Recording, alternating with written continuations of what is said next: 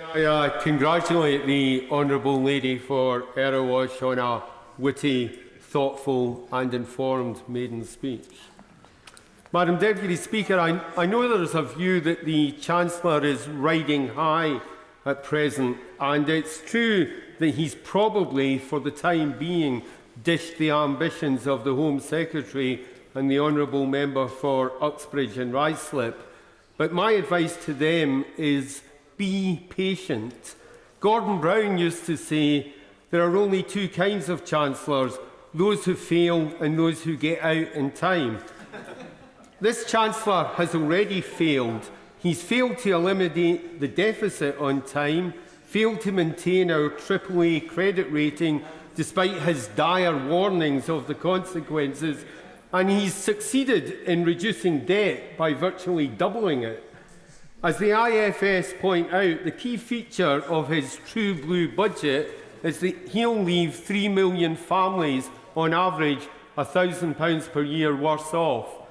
And the cuts to sickness benefit will mean that a party which has routinely seemed comfortable seeing cancer sufferers and others declared fit for work will now institutionalise that problem by having all those unfit for work reclassified as potentially fit and therefore eligible only for the lowest level of benefit. That's a blatant attack on the sick, not the work-shy.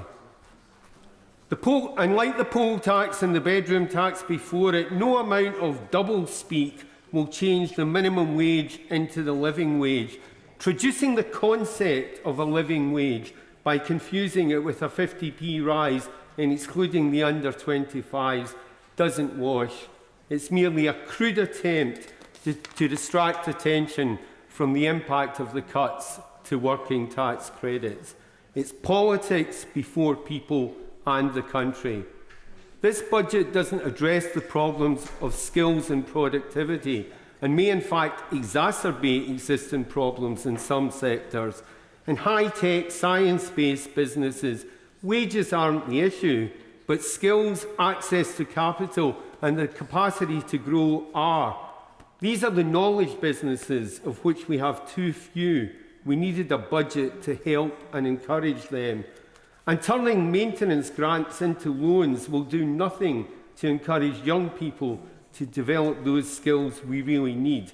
But it may frighten off a generation from poorer backgrounds and simply turn government debt into personal indebtedness. This is the Osborne legacy. At the other end of the scale, what impact do you think the combination of cuts to tax credits and minimum wage rises will have in the care sector, a sector of low wages and immigrant labour, mostly small businesses or groups like Southern Cross? What we'll see is further cost-cutting, scandals, inquiries and receiverships.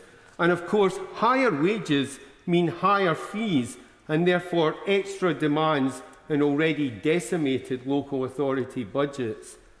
My contention is that the short-term political cunning of this budget will fail because the key decisions are wrong. Inheritance tax isn't the priority in an economy that needs better productivity. We should be rewarding effort, not inheritance. A stark picture in the OBR report is the forecast decline in our share of exports at a time when we have the largest current account deficit since modern records began, and R&D spend is now below the European average. Where are the measures to address those problems? How will this budget help achieve the Chancellor's target of doubling exports by 2020? Perhaps that's another target that will be kicked into the long grass as the long-term plan sounds more and more like the never-ending story. The problem with putting all your eggs in a basket designed to win the Tory leadership is that those interests don't necessarily coincide with the real needs of our economy. Our problems are not solely to do with welfare, inheritance tax or the public sector. He should be addressing private sector underinvestment, the failure of companies to grow and the failure to protect small companies. Too many of our small businesses are starved of capital. Instead of our ideas growing as good, sound British businesses, technological advancements are being snaffled up by foreign conglomerates. Look at the Smith and Wright report, losing control. Look at what's happened to the British aerospace industry in the last few years.